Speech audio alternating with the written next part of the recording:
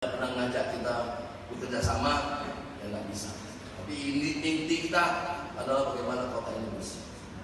Terus yang kedua, kota ini harus minta terutama dalam hal pendidikan dan kesehatan. Jadi masih banyak pendidikan kita yaitu SD, TK dan SD, SMP, sekolahnya belum maksimal, baik dari fisik gedungnya maupun yang namanya softwarenya dalam hal pendidikan. Misalnya gaji guru aja, kita gaji guru TKS, banyak TKS guru kita SD dan sebagainya, gajinya di bawah 600.000. Jadi mestinya kita peduli ke sana, guru itu tidak TKS, kita angkat menjadi Honda supaya martabatnya lebih tinggi, lebih bagus, sehingga mengajar anak didik kita lebih baik. Dan fisiknya juga harus bersih, harus rapi, harus asri, dan fasilitasnya harus lengkap dan sebagainya. Fasilitas ruang gurunya dan sebagainya, perpustakaan dan sebagainya. Dan kalau kesehatan kita harus fokus, yaitu bagaimana supaya puskesmas kita lebih baik, menjadi minimal di setiap kecamatan puskesmas kita menjadi yaitu rumah sakit mini, ya, mengarah ke rumah sakit mini.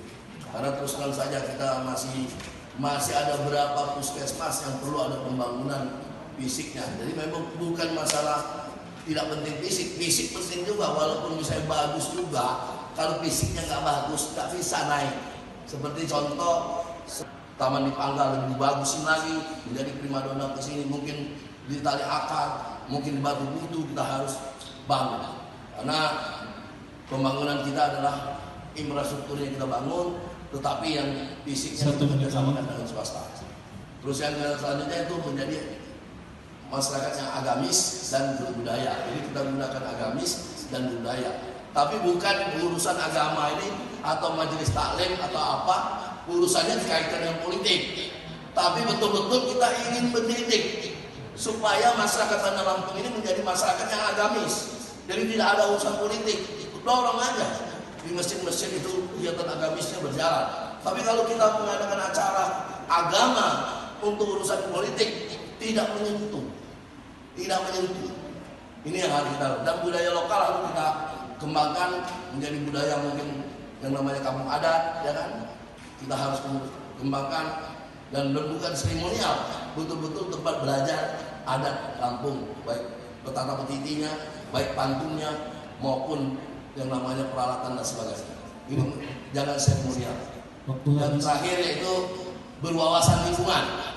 Jadi semua kegiatan pembangunan fisik dan sebagainya, saluran air, terus sungai-sungai, terus apapun gedung dan sebagainya, tempat destinasi wisata atau ruang terbuka hijau minimal satu kecamatan harus kita bangun satu RTH. Ini yang harus berwawasan lingkungan, bukan hanya seremonial.